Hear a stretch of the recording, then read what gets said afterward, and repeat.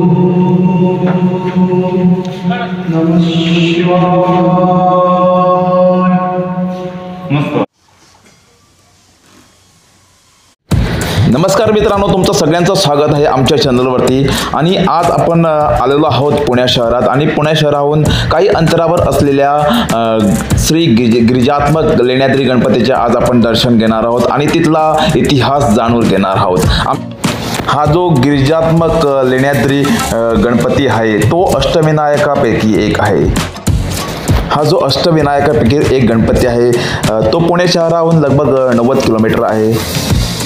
आणि तुम्ही बघू शकता हा जो लेण्याद्री म्हणजेच लेण्यात बसलेला हा गणपती आहे आणि तो सह्याद्रीच्या ह्या पर्वत शंकरमध्ये आपण बघू शकतो। आता आपण पोचलेलो आहोत आणि आपण त्या डोंगर श्रेणीच्या पायथ्यापाशी आता आहोत आणि आपण आता वर चढणार आहोत। सुमारे 400 ते 500 स्टेप्स म्हणजे शिड्या चढून आम्हाला वर जायचं आहे।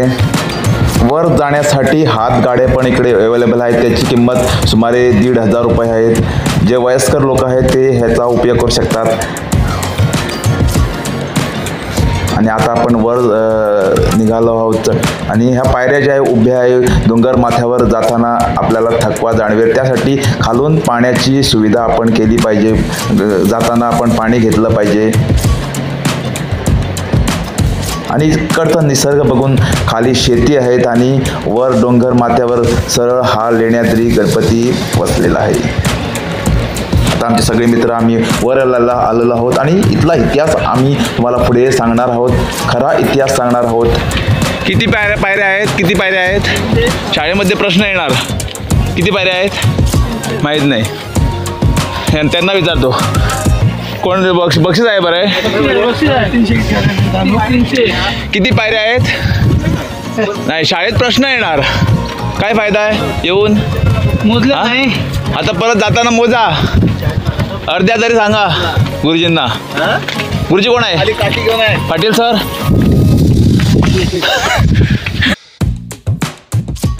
तर मित्रांनो, या लेण्याद्रीचा म्हणजे या केव्जचा इतिहास असा आहे की याला काही लोक बौद्ध लेण्या म्हणतात, तर काही लोक गणेश लेण्या म्हणतात। आता खरा इतिहास बघितला तर इकडचा स्ट्रक्चर बघितला तर ह्या ज्या आहेत त्या बौद्ध लेण्या आहेत।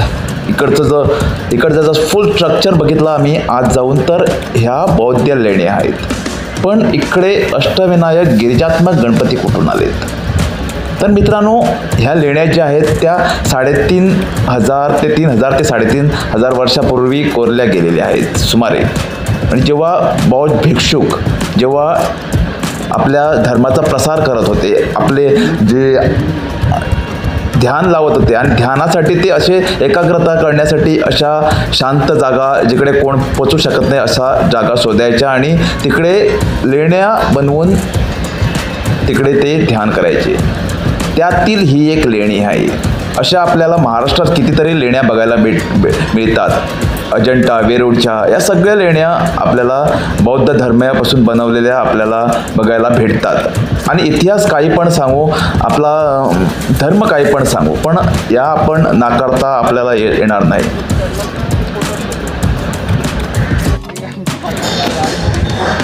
आता आपण वर पोचलेलो आहोत आणि आपण आता या लेण्यामध्ये जाऊन येथील खरा जो स्ट्रक्चर आहे आम्ही तुम्हाला दाखवणार आहोत।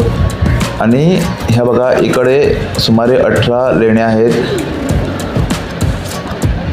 आता इथून वर जायचं आणि याचा इतिहास बघितला तर तुम्हाला इतिहासाबद्दल खरंच जर आवड आहे तर इकडे इतिहास येऊन बघा।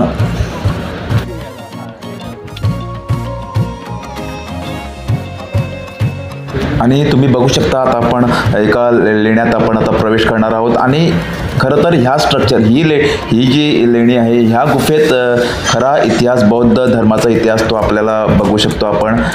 हा त्यांचा स्ट्रक्चर आहे, म्हणजे ह्याच लेणीमध्ये आपल्याला हा बघायला बघतो। आणि इकडे एक इको साऊंड निर्माण होतो, एक वेगळ्याच इकडे भक्तिमय वातावरण इकडे या लेणी आहे, बघू शकता।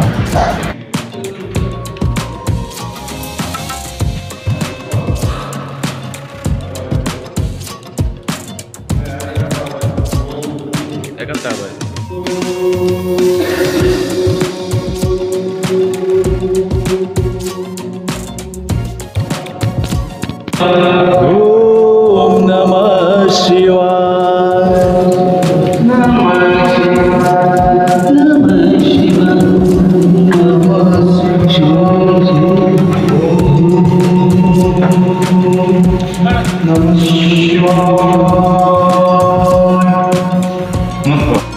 असं म्हणतात की इकडे जे बौद्ध भिक्षुक होते, जे ध्यान लावायचे, ते त्यांच्यासाठी आराम कक्ष होते. जे प्रत्येक लेणीमध्ये त्यांचे आराम कक्ष होते, स्वयंपाकघरं होती आणि ध्यान लावायची पण एक जागा होती. ती म्हणजे आज जो आपण गणपती श्री गिरिजात्मक गणपतीचे जे देऊळ मंदिर आहे तिकडे त्यांचं ध्यान लावायचं म्हणजेच सभा घ्यायची, ध्यान लावायचं. त्यांचे एक आम्ही त्याला हॉल म्हणतो ते आपल्याला मिळतं. आणि आज आपण जर बारीकसाणीने इकडं बघितलं तर बौद्ध धर्मियांचे जे स्ट्रक्चर काही होते त्यांना मिटवण्याचा प्रयत्न केलेला आहे. आता हेच बघा, इकडे काहीतरी त्यांचं शिलालेख होतं, तसंच काही त्यांचं वेगळं तऱ्हेचं म्हणजे त्यांच्या मूर्त्या होत्या त्या मिटवण्याचा काहीतरी प्रयत्न केलेला गेलेला आहे इकडे. आता फायनली आपण ह्या कक्षात पोचलेलो आहोत जिकडे श्री आमचे गिरिजात्मक अष्टविनायक गणपती विराजमान आहे. अशा या ठिकाणी आपण आता प्रवेश केलेला आहे आणि गणपतीचे दर्शन घेऊन आता आपण बाहेर आलेलो आहोत. आणि तुम्ही बघू शकता इकडे इकडे या भागात जास्त माकड आहेत आणि त्यांच्यापासून आम्हाला सावध राहायला पाहिजे. हे तुमच्यासाठी टिप्स जेव्हा तुम्ही ह्या ठिकाणावर येणार. आणि ह्या टेकडीला माकड टेकडी पण म्हणतात कारण ह्या टेकडीवर भरपूर सारे माकड आहेत. आणि तुम्ही बघू शकता आता आपण दुसऱ्या ग्रहामध्ये जाणार आहोत. आणि तुम्ही बघू शकता बौद्धकालीन शिल्प इकडे कोरली गेलेली आहेत. तुम्ही बारीकसाणीनं बघितलं तर हे फुल स्ट्रक्चर आहे तो बौद्धकालीन आहे. आता आपण श्री गिरिजात्मक गणपती अष्टविनायक यांचा जो उल्लेख आहे, पुराणामध्ये उल्लेख आहे, त्याच्याबद्दल जाणून घेऊया. आमच्या हिंदू धर्मामध्ये आपण या सृष्टीला देव मानतो. आपण या निसर्गाला देव मानतो. आपल्याला कुठे पण एक दगडपासून दिसला त्याला आपण देव मानतो. आणि त्यातलीच गोष्ट ही आहे. आणि हे तर एक धार्मिक स्थळ आहे. बौद्ध पण हिंदू होते, नंतर त्यांनी बौद्ध धर्माचा प्रसार झाला. पण आता इकडे गणपतीचे आहेत. काय दोघे पैसे पिशे तसले की त्यात आता पाहिजे पण काय थंड थंड आतमध्ये पण सुगंध आहे. सगळे दगड असे बांधकाम काहीच नाही बाहेर नाही का. आता इथे श्री गिरिजात्मक गणपती कसे आले त्या इतिहासाबद्दल कोणाला एक्झॅक्टली माहीत नाही. पण हे एक धार्मिक स्थळ असल्याकारणाने इकडे लोक काही पण असू दे, बौद्ध असू दे किंवा गणेश लेणे असू दे, आम्हाला आध्यात्मिक भेटायला पाहिजे ज्या ठिकाणी आपण जातो. आणि ते इकडे आम्हाला गणपतीचे दर्शन घेतल्यानंतर मिळते.